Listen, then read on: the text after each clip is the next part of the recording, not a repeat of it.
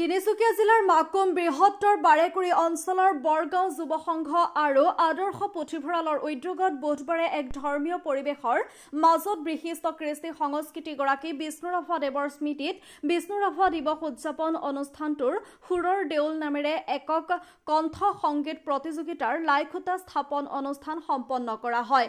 ভকতবৃন্দৰ উপস্থিতিত সম্পূৰ্ণ ধৰ্মীয় ৰীতি-নীতি অনুসৰণ কৰি লাইখুটা স্থাপন কৰা হয়।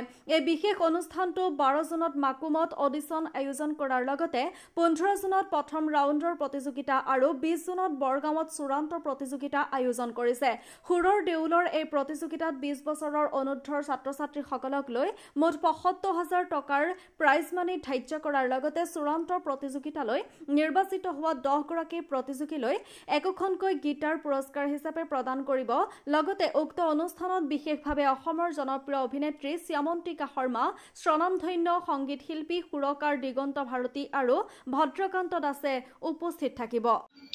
হয়, আমি অহা 20 জুন তাৰিখে বিষ্ণুৰাভা দিৱসৰ লগত সংগতি ৰাখি আমি অসম ভিত্তিত এককণ্ঠৰ সংগীত প্ৰতিযোগিতা সুৰৰ দেউল আমি আৰম্ভ কৰিবলৈ লৈছোঁ আৰু এই সুৰৰ দেউল অনুষ্ঠানটোৰ কাৰণে আজি আমি লাইখুটা আমি স্থাপন কৰিলোঁ আৰু আমি আশা কৰিছোঁ যে এই অনুষ্ঠানটো অসমৰ বিভিন্ন পৰ্যায়ৰ অসমৰ বিভিন্ন প্ৰান্তৰ পৰা প্ৰতিযোগীবোৰ আহিছে, আমাৰ লগত যোগাযোগ কৰিছে। আমি আশা কৰিছোঁ যে বাৰেকুৰিৰ লগতে তিনিচুকীয়া জিলাৰ সকলো ৰাইজৰ সহায় সহযোগিতা, সকলো শ্ৰেণীৰ ধৰ্মাৱলম্বী লোকৰ সহায় সহযোগিতা আমি একান্ত কামনা কৰিছোঁ আৰু আমি এতিয়া দেখিবলৈ পাইছোঁ যে বহু ধৰণৰ লোকে আমাক সঁহাৰি জনাইছে আৰু আমি যাৰ ওচৰলৈ যাওঁ এই অনুষ্ঠানটো ভাল বুলি আমাক কৈছে, যিহেতু আমি 2টা বৰ্ষ আমি আগতে কৰি আহিছোঁ এই অনুষ্ঠানটো আৰু এইবাৰ আমি 3য় বৰ্ষ আমি কৰিবলৈ চেষ্টা কৰিছোঁ আৰু এই 3য় বৰ্ষত আমি আশা কৰিছোঁ যে বিগত 2টা বৰ্ষত যেনেকুৱা হৈছিলে এইবাৰ যে তাতোতকৈ ভাল এটা অসম ভিত্তিত এটা ভাল প্ৰতিযোগিতা হওক, আমি তাকে আমি কামনা কৰিছোঁ।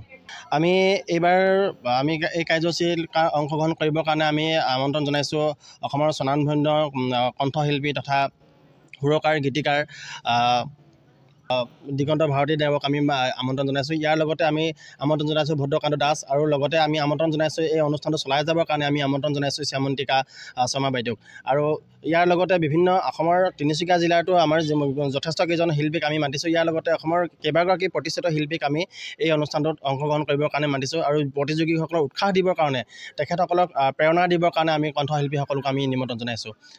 অহা কাইলৈ আমি মাকুমত অডিশ্যনটো আৰম্ভ কৰিছোঁ। প্ৰথম পৰ্যায়ৰ অডিশ্যনটো অহা কাইলৈ আৰম্ভ হ'ব আৰু দ্বিতীয় পৰ্যায়ৰ অডিশ্যন আমাৰ অহা 15 তাৰিখে অনুষ্ঠিত হ'ব। অহা কাইলৈ মাকুম সাহিত্য সভা ভৱনত পুৱা 10:30 বজাৰ পৰা অডিশ্যনটো আৰম্ভ হ'ব। এই অডিশ্যনত প্ৰায় 70মান গৰাকী এতিয়ালৈকে আমাৰ লগত যোগাযোগ কৰিছে। ইয়াৰ পিছতো আৰু যথেষ্ট কেইগৰাকী ছাত্ৰ ছাত্ৰী আহিব বুলি আমাক কথা দিছে আৰু আমি ভাবিছোঁ যে 100তকৈও অধিক হয়তো ছাত্ৰ ছাত্ৰী হ'ব আৰু তেখেতসকলৰ নতুন নতুন প্ৰতিভাসকল আমি কাইলৈ দেখিবলৈ পাম। আমি আশা কৰিছোঁ যে এই অডিশ্যন অনুষ্ঠানটোতো মাকুমৰ লগতে তিনিচুকীয়া জিলাৰ আমাৰ উঠি অহা প্ৰজন্মসকলে ইয়াত অংশগ্ৰহণ কৰাৰ লগতে আমাৰ ৰাইজে এই প্ৰগ্ৰামটো চাই আমাৰ ল'ৰা ছোৱালীবিলাকক উৎসাহ যোগাবৰ কাৰণে আমি সকলোকে নিমন্ত্ৰণ জনাইছোঁ।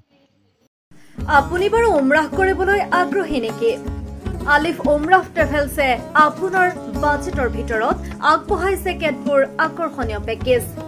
আমাৰ পেকেজসমূহ হৈছে ছুপাৰ চেভাৰ 85,000ৰ পৰা ডায়মণ্ড 1,10,000লৈকে। এতিয়া আৰু অপেক্ষা কিহৰ? আজিয়ে 7002343617 নম্বৰত যোগাযোগ কৰক আৰু বুকিং কৰক আপোনাৰ পছন্দৰ পেকেজ। বিশ্বমানৰ সেৱাত অসমৰ ভিতৰত শ্ৰেষ্ঠ আলিফ উমৰাহ ট্ৰেভেলছ। আমাৰ পৰৱৰ্তী যোৱাৰ তাৰিখ 2025 চনৰ 14 জুলাই।